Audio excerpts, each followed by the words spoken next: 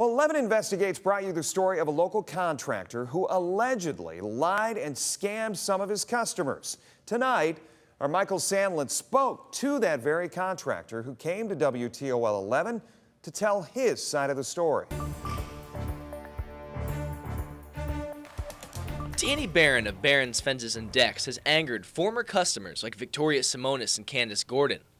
The pair say they hired Baran for jobs that should have taken days, and he stretched them out for months, hitting them with excuse after excuse along the way. Now he admits they were lies, including the lie he told about the death of his mother.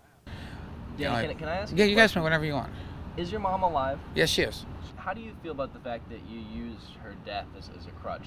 I felt horrible about it. I felt horrible about it. I felt extremely horrible about it. The reason for the lies?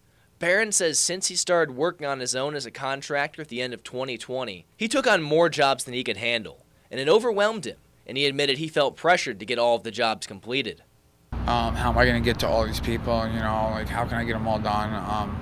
The only thing I could think of was come up with an excuse, and that's where I'm wrong. I asked Baran about Candace Gordon's claim that he took hundreds of dollars of vinyl fencing and tried to return them at Lowe's. But he denies that the fencing was hers, and he says he bought the fencing from a neighbor. But according to Candace, those materials were paid for with her credit card. No, it wasn't. They weren't paid with her credit card. It was, she had vinyl on her credit card. So the material was tan. It was tan vinyl fence panels. She has white. You know what I mean? So they didn't look into that. The Gordons are also frustrated with the quality of his work. They had explained to Baran that they needed their fencing to be as low to the ground as possible to keep their autistic daughter away from a creek. Baran says he did just that. From every angle, that fence is straight, no gaps at the bottom, because they were very stern about getting that fence as close to the ground as possible for her daughter, which I did. However, 11 Investigates has already seen that Baran's work left a gap wide enough that a small child could get through.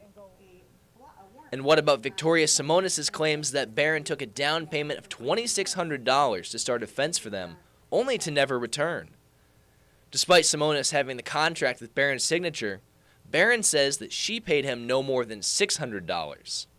She's lying.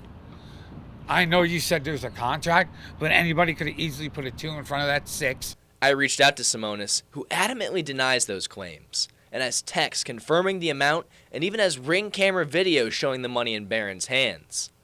However, Baran says he offered to return the money when the Simonis family canceled. The Simonis family has since sued Baran in small claims court requesting that he pay the down payment. But Baran says he won't show, and he's now prepared to countersue. Defamation of character, slander, pain and suffering.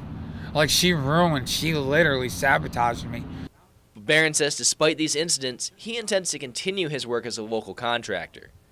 He says his wife will now be handling the bookings, and starting now, customers can expect him to be honest, all the time. Reporting for WTOL 11, I'm Michael Sandlin.